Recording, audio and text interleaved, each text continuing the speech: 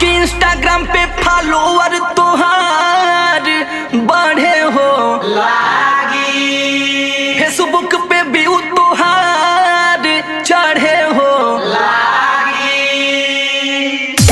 कि बतिया माना बोरी करना गुरु भदोही ओढ़नी पर लिखवाला हो जइबू मशहूर।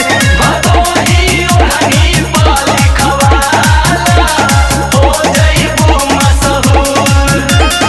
ओढ़नी पर लिखवाला, ओढ़नी पर लिखवाला।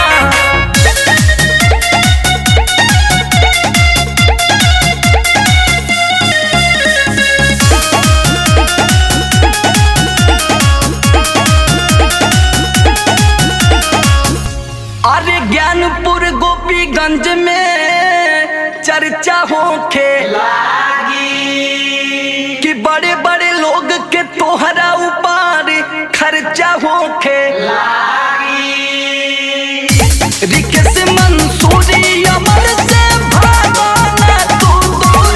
भदोही ओढ़नी पर लिखवाला हो जइबू मशहूर। भदोही ओढ़नी पर लिखवाला हो जइबू मशहूर। अरे तो लिखवा न ले तू।